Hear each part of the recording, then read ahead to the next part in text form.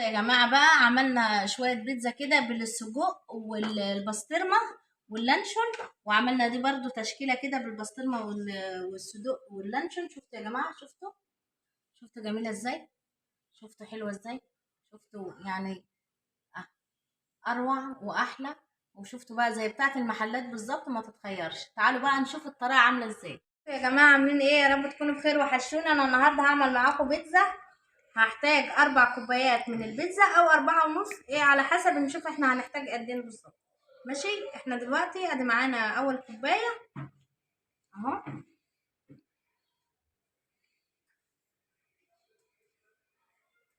وتاني كوبايه طبعا اهيت المج اللي معانا ده اهو.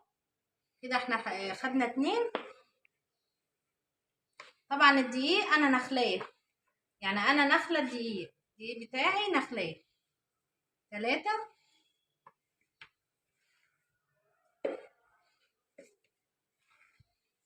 ادي 4 كوبايات من المج اللي هو ده ممسوح اهو، مش مرفوع فوق هرم ولا حاجه. كده احنا خلاص. تعالوا بقى نشوف احنا هنعمل ايه العجينه بتاعتنا ازاي. احنا معانا شوفوا، بس حابه ان انا اوريكم دي ملح اهوت معايا بالمعلقه دي، كله بالمعلقه الخشب دي. معايا معلقه من الثوم، معلقه من البصل البودر، معلقه من الكزبره، معلقه من الزعتر اهو. وهنزل بها على العجينه بتاعتي كله كده اهو. معايا معلقتين كبار من السكر برضو هنزل بهم كده على العجينه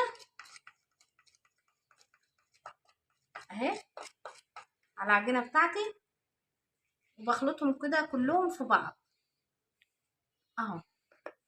معايا بقى الخميره اهيت، برضو معلقه كبيره من الخميره. هحط عليها معلقتين من الميه اهو، معلقتين من الميه، وهسيبها بقى شويه. معلقتين ميه كبار اهو، وهسيبها كده بقى ايه شويه اهو. تعالوا معانا برضو نص كوبايه من الزيت. معانا بقى باكنج باودر. شفتوا احنا هناخد يعني 1.5 كيس من الباكنج باودر ده اهو. معانا كوبايه هنحط فيها الباكنج باودر اهو، وهناخد نص الكيس التاني اهو يا جماعه. شفتوا هننزل عليهم بمعلقه من الدقيق، معلقه من الدقيق تمام، معلقه واحده من الدقيق ماشي. معايا بقى ده لبن بودر. مش عندك لبن بودرة ممكن تحطي البديل زبادي، يعني 2 زبادي، او احنا حاطين كده يبقى 3 علب زبادي. احنا معانا كيس من باكنج باودر، هنحط برضو ايه من اللي هو اللبن، كيس من اللبن النيدو، وهنحط التاني، هنحط كيس كمان. كده احنا بنحتاج على ال4 مجات كيسين من اللبن النيدو. انت طبعا حابه تحطي كيس واحد براحتك، يعني دي حاجه ترجعلك. ومعانا هنا هنحط 3 معالق من الخل كبار، 3 معالق من الخل كبار هنحطهم على الباكنج باودر بتاعي والدقيق اهو، وهدوبهم كده كويس اهو. شفتوا؟ وهنزل بهم بقى ايه على العجينه بتاعتي. هنقلب الخليط ده كله كده في بعضه. طبعا كل نوع من الدقيق بيحتاج يعني ايه الميه تبع الاستعمال، يعني ممكن نحتاج نص كوبايه، ممكن نحتاج كوبايه على حسب نوع الدقيق اهو. هناخد كده مكان الباكنج باودر، وهننزل بالتدريج كده على العجين اهو، وهنقلب كده بسم الله.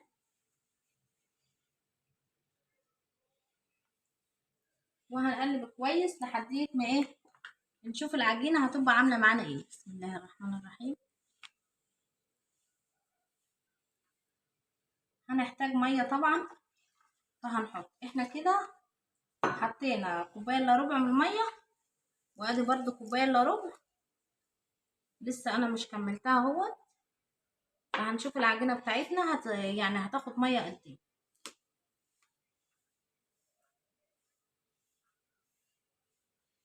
اهو لسه ما لمتش معايا العجينة. واهو يا جماعة طبعا ادي الخميرة بتاعتي اللي محطوطة في المعلقتين هنزل بها. انا لحد دلوقتي كده احتجت كوبايتين من المية، كوبايتين من المية من دي اهو. كل حاجة قدامكم بالتفاصيل، انا حبيت بس ان انا المها شوية عشان مش عايزة اطول بس عليكم في الفيديو اهو. وطبعا لسه احنا برضو بنلم فيها اهيت اهي، وهندلنا نعجن فيها كده لحد ما تلم وتبقى تمام. احنا احتمال بس نحتاج مثلا ممكن ايه معلقتين 3 ميه، وممكن لا، يعني انا هقول لكم على كل حاجه اهو. هي بتبدا بقى تلم معايا بصراحه، بس انا بس اللي ايدي وجعاني شويه مش قادره بصراحه اعجن، معلش يعني اهو. شفتوا هي بدات تلم معايا هي العجينه بتاعتي. طبعا احنا ده كله ولسه مش نزلنا بنص كوبايه من الزيت، خليكم فاكرين اللي انا لسه ما نزلتش بالزيت اهو. شفتوا هي لمت معايا هي وبقت تمام اهي اهي اهو. واللي معانا لحد دلوقتي صلى على النبي عليه افضل الصلاه والسلام. شوفوا دلوقتي هي مش عارف محتاجه ميه، يعني احنا دلوقتي كوبايتين الميه والمعلقتين اللي كان فيهم الخميره، هننزل بقى بالزيت بالتدريج برضو. بسم الله اهو. وهنلم كده برضو بالزيت اهي عشان العجينه بتاعتنا ما تطرقش، يعني انا مش هقطع احط ميه عشان العجينه مش تطرى. طبعا هو الزيت خلاها لانت، يعني عنت حلوه وطريه، فايه هو ممكن اكمل انا بقى بالزيت اهو. انا حطيت ربع الكوبايه ولسه هحتاج الربع التاني. معلش بقى يا جماعه هعمل بايديا الاتنين عشان انا ايديا وجعاني، ايديا اليمين وجعاني، فهنساعد يعني بالاتنين اهو. وبعجن فيها لحدية ما بتلم وتتماسك وتبقى تمام. واهو يا جماعه شفتوا لمت وبقت تمام اهو. وانا لسه معايا زيت قد ايه، يطلع اكتر من 5 معالق، بس انا هحتاج برضو زيت فانا هحط اهو. فاضل كده معانا زي معلقه او معلقتين مش محتاجاها خلاص كده. وبرضو كل ما اعجن في العجينه بتاعتي بتبقى طريه واجمل يعني اهو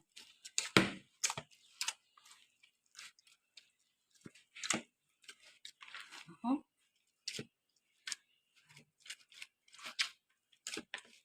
اهو. وهخلصها بقى وارجع لكم. واهو يا جماعه شفتوا ما شاء الله عليها، شفتوا اهي لمت معايا وبقت تمام اهي، مش عارف محتاجه ومش بتلزق في ايديا اهو كده بقت تمام. والعجينه بتاعتها بقت حلوه ومتماسكه خلاص كده. انا مش عايزه اكتر من كده.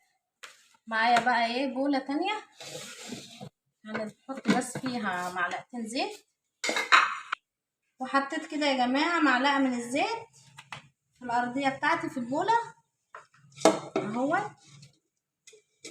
وحطيت العجينه بتاعتي وهسيبها بقى لحد ما ترتاح خالص، يعني زي ربع ساعه كده او تلت ساعه، زي ما يعني ايه زي ما تكون معانا يعني. معانا اهو يا جماعه الحشوه بتاعت البيتزا، معانا فلفل اخضر على احمر على يعني الوان تشكيله، معانا لانشون، معانا الصلصه حطينا 5 معالق من الصلصه اهوت، معانا بسطرمه، معانا بصل، معانا جبنه موتزاريلا، معانا بقى كاتشب اهوت وزيتون. يا جماعه 5 معالق من الصلصه اهوت، معانا توم بودرة، بصل بودرة معلقة كبيرة ومعلقة كبيرة، معايا فلفل أسمر برضو معلقة صغيرة، كزبرة ناشفة معلقة صغيرة، بابريكا مدخنة معلقة برضو صغيرة، زعتر معلقة صغيرة. بنزل بالحاجات بتاعتي دي كلها اهوت في الصلصة مع الصلصة كده، وبقلبها كويس جدا. معايا ربع كوباية من الكاتشب، وهنزل بيها برضو اهي على الحاجات المعجون بتاعي ده كله اهو. وعملنا اهو يا جماعة السجق بتاعنا اهوت، سويناه كويس جدا في البصل وبقى كده تمام. وادي العجينة بتاعتنا يا جماعة ما شاء الله عليها هي، بس احنا مستعجلين، فانا كان ممكن ان انا اسيبها اكتر، بس احنا كده ايه الجماعة مستعجلين، فاحنا بقى هنقطعها على كذا كورة كده، يعني هعملها على كذا كورة اهي. هعملها بقى الكور كده على الصينية ذات نفسها وهفردها معاكم. ومعانا كده يا جماعة القطعة ديت من البيتزا اهي، قطعة كبيرة. طبعا انا بفردها على الصينية، طبعا كل ما بنفرد البيتزا بتاعتنا وبتبقى رقيقة بتبقى احسن وافضل. فانا هفردها كده وارجع لكم. وبناخد اهو يا جماعة من المعجون بتاع البيتزا اللي هو الصلصة اللي انا عاملاها معاكم، وبفرشة كده بقى، وبتدهنها كويس جدا كلها. طبعا انا مش حابة ان انا اعمل فيها حروف، عشان انا عايزاها كلها تكون ايه زي بعضها كده، مش هعمل حرف. طبعا هي مش كبيرة يعني عشان اعمل فيها حرف، اللي هي ايه الصينية بتاعتها هتكون مش واخداها، لا الصينية واخداها وحلوة خالص اهو. لو احتاجنا معجون تمام عندنا يعني متوفر المعجون كده كويس جدا اهو. ودي اول واحدة معانا هنعملها اهي بالصدور اهو. هنحط بقى ايه الحشوة بتاعتنا اهو يا جماعة. بنحط بقى ايه اول حاجة معانا زي ما انا قلت لكم السجق اهوت بالبصل كده اهو. دي اول بيتزاية هتبقى معانا اهو. هنزل عليها برضو بالفلفل الاخضر اهو، والالوان كده، الحاجات دي بتبقى جميلة جدا اهو. عندي برضو زيتون اخضر، بس انا مش هكتر قوي في الزيتون، يعني انا هحط زيتون بس مش هكتر قوي فيه اهو. عندي بقى الجبنة الموتزاريلا اخر حاجة اهيت، هنزل بها اهي كده اهو. وكده بقت تمام اول بيتزاية معانا بالسجق اهو. تعالوا بقى نحطها في الفرن ونكمل الباقي. التانية، وادي البيتزاية التانية اهوت، برضو حطينا معجون كده من اللي هو الصلصة اهي بالكاتشب اهوت، وبنعملها كده كويس، ندهنها كلها كده كويس اهو. هنحط شوية من الجبنة الموتزاريلا تحت، شوية صغيرين كده لو انت حابة، يعني مش حابة حاجة ترجع. طبعا عندك اللانشون بتقطعي كده وتنزلي اهو اهو، طبعا اللي انت عايزاه بقى. والبسطرمة برضو بتحط منها كتير كده اهو،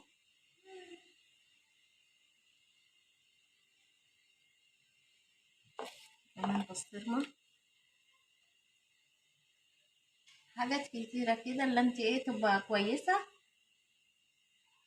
وعندنا فلفل اخضر اللي هو الالوان اللي معاكم اهو. عندنا زيتون برضو اهو. حاجات على قد يعني، انت لو حابه تحطي اكتر براحتك، اي حاجه ممكن تعمليها باي حاجه تانية يا جماعه. برضو بالمعجون بتاع الصلصه اهو يا جماعه، نفس كل حاجه اللي انا بحطها. اللانشون والبسطرمه نزلت بالبسطرمه كده الاول اهوت، عشان بس ايه مش هطول عليكم اهو. وهعمل بقى اللانشون تاني قصاده كده اهوت اهو يا جماعه. ونزلت برضو بالنص التاني من الصدوق اهو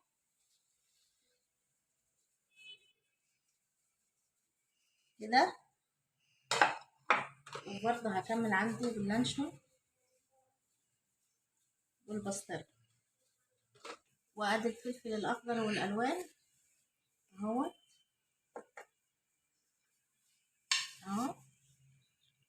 طبعا البيتزا بتاعتنا العجينه اجت 3 بيتزات بس، فاحنا طبعا والزيتون الاخضر اهوت اهو. وادي الجبنه الموزاريلا اهيت على الوش، وهحطهم بقى في الفرن، واما اخلص هطلع لكم.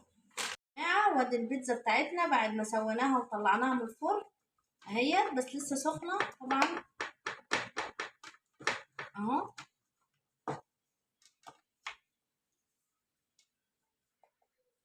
انا بس هوريكم منها قطعه، وري هنا لو سمحت، وهنا شفتوا عملنا 3 قطعات من البيتزا اهي. وادي قوام البيتزا بتاعتنا، وشوفوا من تحت وهي يا جماعه، شفتوا من تحت واهي. وادي البيتزا بتاعتنا النهارده معاكم اهوت. هقطعها واحطها على دي وهي يا جماعه. وادي البيتزا بتاعتنا النهارده، وادي الغدا بتاعنا النهارده بيتزا بالسجق وبيتزا باللانشون والبسطرمه والحاجات الحلوه اللي انتوا شفتوها معايا من الاول ده. يا رب يكون الفيديو بتاعي عجبكم، واشوفكم على الف خير في فيديو جديد. لو اول مره بتشوفونا، انا اسمي نجوى ابراهيم. مش انتوا بقى تصلوا على النبي عليه افضل الصلاه والسلام، مش انتوا تعملوا لايك واشتراك في القناه وتفعلوا الجرس عشان يوصلكم مني كل جديد. اشوفكم على الف خير في فيديو جديد. مع الف سلامه، باي باي.